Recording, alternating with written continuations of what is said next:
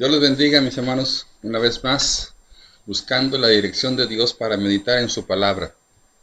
Le he puesto por nombre a este mensaje, El verdadero levantamuertos, y está basado en el libro de Ezequiel, capítulo 37, del versículo 1 en adelante. La intención es que durante 3 semanas estemos meditando acerca de este pasaje en particular, versos del 1 al 14, como la lectura devocional. Vamos a pedirle dirección a Dios. Y en verdad que deseo que lo que hoy Dios nos diga sea de mucha bendición para nuestras vidas. Y sé que lo necesitamos. Y el primero que lo necesita es su servidor. Oremos. Amado Señor, en el nombre de tu Hijo Jesús, pedimos dirección a tu palabra, Señor. Pedimos dirección a tu Espíritu Santo para que nos hables de la manera tan preciosa como siempre lo haces. Persuade, exhorta, amonesta, habla, Señor, ama con ella, acaricia con tu palabra, Señor. Pero que uno de nosotros, no hagamos oídos sordos, sino escuchemos tu voz, y que tu Espíritu Santo haga la obra que quiere hacer en todos. En el nombre de Jesús, tu ayuda, Señor, como siempre. Amén. El verdadero levantamuertos. Ezequiel capítulo 37, versículos del 1 al 14. Meditar sobre este pasaje es interesante. En el mundo de quienes viven adictos, que viven bajo las adicciones a las bebidas alcohólicas, cuyo brebaje les desorienta, los marea, emborracha o incluso provocándoles una resaca popularmente conocida como una cruda, y que para salir de ese malestar autoinfringido acuden a otra bebida llamada como un levantamuertos, pero que al final de cuentas es un permiso para volverse a alcoholizar, ausentándose, perdiéndose de su propia realidad, y eso no es otra cosa que un muerto viviente. Le he puesto como título a este mensaje, El verdadero levantamuertos, y me refiero a nuestro Dios y Señor Jesucristo. En el libro del profeta Ezequiel se nos narra del capítulo 35 hasta el 37 una cruda realidad del pueblo de Israel. Se trata del contexto y del pasaje más famoso del libro del profeta Ezequiel, el valle de los huesos secos. Y se trata de una visión que resulta una parábola o alegoría de la condición del pueblo de Dios y de la promesa de la restauración. Y el contexto de esta visión era de esta manera. Lo que ahí se narra era la cruda espiritual del pueblo escogido. Han sido infieles a Dios. Se han unido a las ideologías de ese tiempo. Idolatrías, pues. Se han enemistado entre ellos. Están divididos, están debilitados, están en pugna. Hicieron caso a los falsos profetas de la prosperidad de sus tiempos que decían que todo estaba bien. No suena nada extraño al tiempo de hoy. De pronto, se cumplieron las profecías de los profetas verdaderos como Ezequiel, que hablaban de un juicio divino. Fueron conquistados, esclavizados y transportados a una nación extranjera. Por ello sus ciudades fueron destruidas. Fue en el año 598 a.C. cuando más de 10,000 judíos y su rey fueron deportados a Babilonia. Ezequiel solo tenía 25 años en ese tiempo, un joven. 5 años después, en el 593 a.C., Ezequiel fue llamado por Dios al ministerio. Era un joven profeta, y la descripción breve del Señor respecto a ello es esta: son huesos secos en el desierto. Quiero que vayamos a las palabras pronunciadas por Dios y encontremos las enseñanzas para nosotros. Aquí, el nombre de Ezequiel significa fortalecido por Dios. Y no cabe duda de que las visiones que recibió durante sus más de 20 años de ministerio profético fue fiel. Y todo ese tiempo se utilizaron para desafiar y fortalecer al pueblo que estaba en el exilio. Así que este ministerio de Ezequiel estuvo marcado por una serie de visiones. Una de esas visiones será el centro de nuestro tiempo de meditación del día de hoy y de las próximas semanas.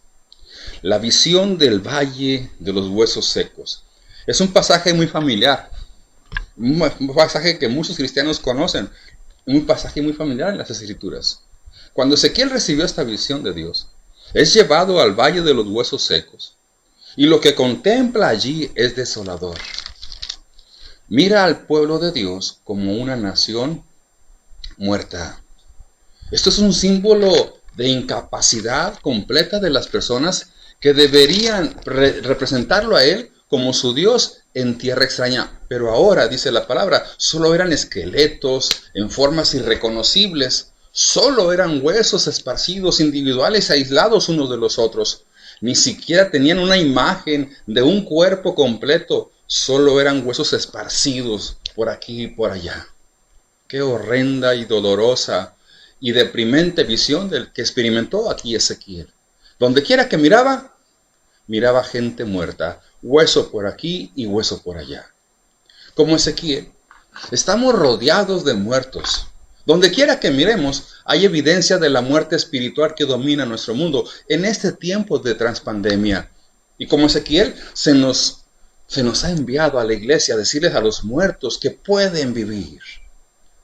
Desde ese día y desde donde estaba Ezequiel, su tarea debió parecer imposible. Sin embargo, obedeció a Dios. Y el Señor bendijo sus esfuerzos. Desde donde nos encontramos hoy, la tarea de alcanzar a los que están muertos en pecado también parece tarea imposible. Sin embargo, si hacemos lo que el Señor nos ha mandado, también lo veremos bendecir nuestros esfuerzos. Se le ordenó a Ezequiel que les predicara y se le ordenó orar por ellos. Cuando obedeció el mandato del Señor, Ezequiel miró que esos huesos volvían a la vida. Ese es el pensamiento que quiero magnificar durante este mensaje y de las próximas semanas. Pero para ello, primero necesitamos aprender esto. Necesitamos mirar lo que contempló Ezequiel. Fue una revelación impactante. Si vamos a sentir la gran necesidad que tiene el mundo que nos rodea de escuchar el Evangelio, hermanitos, debemos tener una idea clara de la condición en la que se encuentra el mundo en este tiempo. La visión que tuvo Ezequiel fue la de un valle de huesos secos, esparcidos, que representaba desolación, miseria y devastación del pueblo de Dios. Mientras no tengamos claramente nosotros una visión similar de este mundo que nos toca vivir, no seremos movidos a la acción, a la misericordia, a la compasión.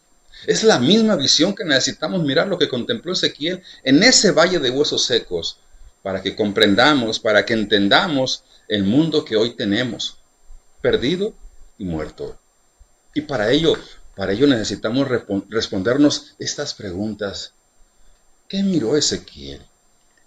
Bueno, miró la muerte.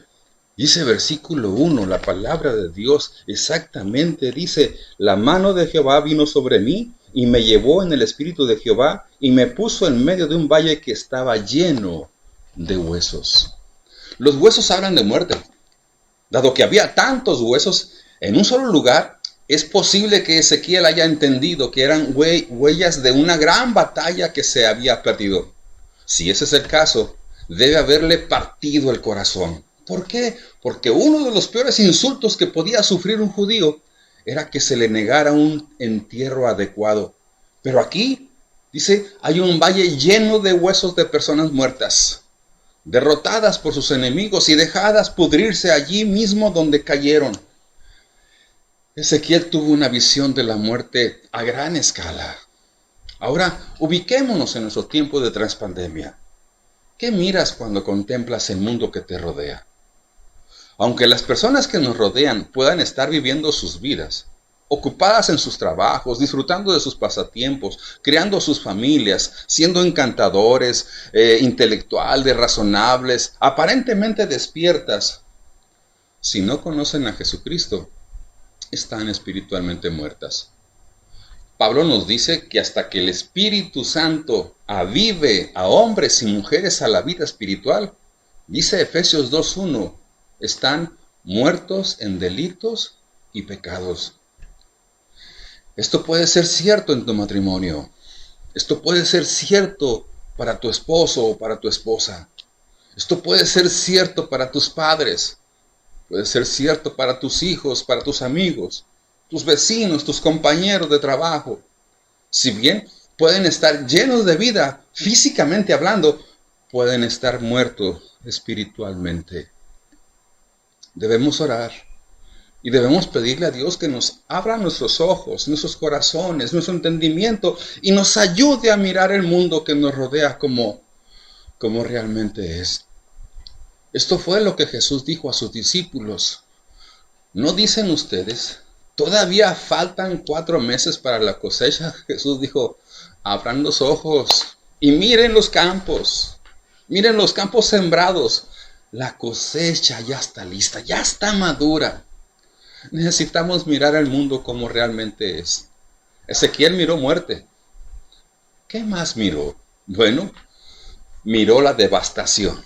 Dice versículo 2, dice la palabra de Dios así: y me hizo pasar cerca de ellos por todo en derredor, y aquí que eran muchísimos sobre la faz del campo, y por cierto, secos en gran manera. Los huesos que miró Ezequiel estaban muy secos. Habían estado en el fondo de ese valle bajo el despiadado calor del sol hasta dejarlos completamente secos. ¿Sí han notado que hasta nuestros perritos, que tanto les gustan los huesos, de pronto dejan de gustarles? Allí los dejan. ¿Por qué? Para nada sirven. Y estos huesos bien secos, dice la palabra de Dios, que miró Ezequiel, en esta ocasión de sequedad y muerte, no servían para nada más que para ser recogidos, enterrados. Eran huesos absolutamente inútiles. Necesitamos reconocer que esta es la condición misma de los perdidos que viven a nuestro alrededor. ¿Se acuerdan de Romanos 3:12? Pablo escribe allí que todos se desviaron, aún se hicieron inútiles. No hay quien haga bien, ni aún uno, dice Pablo. La palabra inútil significa inservible, ineficaz, improductivo. Este versículo nos recuerda que el pecador perdido y el creyente que se ha alejado de Dios es inútil para él. No son productivos en el sentido de que Dios no puede usarlos para su gloria. Debemos pedirle al Señor que nos abra los ojos y nos ayude a mirar claramente la devastación del mundo que nos rodea. Miren, los perdidos están atrapados en un pantano de pecado y no pueden escapar. ¿Saben lo que es un pantano, verdad? El creyente que se ha alejado de Dios está espiritualmente muerto y devastado por sus pecados. Necesitan ayuda. Por favor, volteen y miren a la familia arruinada por las drogas y el alcohol. Necesitan que alguien les diga que hay una salida. Volteen y miren a la familia destruida por el pecado sexual. Allí necesitan que alguien les cuente sobre una forma de salir de esa depravación. Volteen y miren a esa familia que parece tan feliz, sin embargo, no conocen a Dios. ¿A dónde se dirigen? Al infierno. Necesitan que alguien les advierta y les lleve al Señor Jesucristo. Hasta que entendamos dónde estamos parados y lo que estamos mirando, no seremos conmovidos en nuestro interior para alcanzarlos con el Evangelio de la gracia. Pero Ezequiel también miró la derrota. Miren lo que dice el versículo 11. Me dijo luego, hijo de hombre, todos estos huesos son la casa de Israel. He aquí ellos dicen, nuestros huesos se secaron y pereció nuestra esperanza y somos de todo destruidos. Ezequiel miró su desesperanza y se conmovió. La nación de Israel fue derrotada y había un lugar donde no veían salida de su cautiverio ni esperanza para su futuro. En cierto sentido, no vivían, simplemente existían. Miren lo que dice el 11. Pereció nuestra esperanza. La Biblia describe a los perdidos que nos rodean sin esperanza y sin Dios en el mundo. Terrible eso. La desesperanza en el mundo es fácil de ver. La pandemia, la ansiedad, la soledad, la la inquietud de las naciones, los trastornos en nuestra cultura, la horrible condición de nuestra economía y la constante amenaza de guerra por los países poderosos. Todos hablamos del hecho de que hoy en día la gente se siente desesperada. Cuando hay paz en el corazón, hay descanso en la vida, ¿no les parece? Y cuando falta la paz, allí reina la desesperanza. Nunca, por favor, caigamos en esto. Nuevamente, debemos pedirle al Señor que nos ayude a mirar la desesperanza de los perdidos que viven a nuestro alrededor. Ahí están cerquitas. Sí, ciertamente actúan de maneras inapropiadas y que a veces dan miedo. También es cierto, se oponen a Dios, el Evangelio y la piedad, pero no tienen esperanza. Y puede ser que sus acciones sean una súplica de ayuda. Entendamos el mensaje al revés. Oro por eso mismo, oro para que el Señor nos dé una carga por los perdidos que están muertos, devastados y derrotados en sus pecados. Hago oración para que les hablemos de un Salvador que murió para salvarlos de sus pecados, como a nosotros. Yo hago oración para que seamos abrumados por su condición, para decirles que tienen una oportunidad de vida en Jesús. Oro para que hagamos obra de misericordia, más que hablar de ello. Oro para que lleguemos al lugar donde realmente estén ellos y les digamos acerca de la única fuente verdadera de esperanza, Jesucristo. En la década de los siglos de 1700, en la década de los 1700, un joven zapatero de Inglaterra sostenía un mapa del mundo pegado ahí en su pared del taller que tenía para poder orar por todas las naciones del planeta. Se sintió llamado por Dios y agobiado por su alcance misionero global. Cuando compartió su carga en una reunión de ministros, uno de los hombres mayores le dijo: joven, siéntate. Cuando Dios quiera convertir a los paganos, lo va a hacer sin tu ayuda y sin la mía. Pero este joven de nombre Guillermo Carey no permitió que el fuego de su entusiasmo se apagara con dicha respuesta y finalmente dejó las costas de Inglaterra por las de la India. Allí, en la India, se dedicó a la obra misionera, haciendo grandes cosas para Dios. Necesitamos mirar lo que contempló Ezequiel y también la gran necesidad que miró Guillermo Carey. Cosa curiosa, ambos, siendo muy jóvenes, miraron una revelación para sus vidas en el ministerio. Termino con esto. Cuando miras el mundo, ¿qué contemplas? Cuando miras tu país, ¿qué alcanzas a observar? Cuando miras tu ciudad, ¿qué observas? Cuando miras tu barrio, ¿qué sensación te da? ¿Qué contemplas en él? Cuando miras tu iglesia, ¿cómo la sientes? ¿Cómo la miras? ¿Qué contemplas? Cuando miras tu matrimonio, ¿qué contemplas dentro de ese matrimonio? Cuando miras tu familia, tu núcleo familiar, ¿qué sensación hay en ti? ¿Qué miras? ¿Qué contemplas? Cuando miras tu vida, ¿qué observas? ¿Qué sientes? ¿Cómo la contemplas? Debo confesar que a veces me enfado cuando miro todas estas áreas y hasta cuando me miro a mí mismo. Contemplo las cosas que hace la gente, escucho las cosas que dice la gente, noto la forma en que viven sus vidas, pero lo más grave que alcanzo a contemplar hoy en día, en este tiempo de transpandemia, es que la mayoría de las personas tienen un odio por Dios, tienen un odio por su evangelio. Esas cosas me molestan. Entonces recuerdo que si no fuera por la gracia de Dios, ese tipo de persona podría ser yo. Pero alguien se preocupó lo suficiente como para mirar mi vacío espiritual y orar por mí. Alguien se preocupó lo suficiente como para hablarme de Jesús. El Señor se acercó a mí con su gracia, con su misericordia y salvó mi alma. Lo mínimo que puedo hacer es pedirle al Señor que me dé la misma compasión hacia los demás, hacia ti, como Él se mostró en mí. ¿Pueden vivir esos huesos? Sí pueden, siempre y cuando tú y yo cumplamos como sembradores del Evangelio de Jesús. La misión que se le ha encomendado a la iglesia a veces parece imposible ante tal desafío de hablarle a huesos secos, pero podemos cumplir con nuestra comisión si buscamos en el Señor la ayuda y la fuerza que necesitamos. Sigo preguntando, ¿pueden vivir estos huesos? Sí pueden, siempre y cuando cumplamos como guerreros en la oración. Dios solo necesita un testigo que haga oración por esos huesos secos. Un guerrero, una guerrera que ore por ellos y un Dios maravilloso que los atraiga a Jesús. El día de ayer me dijeron que se iban a reunir a orar mis ovejas en el templo. Gloria a Dios.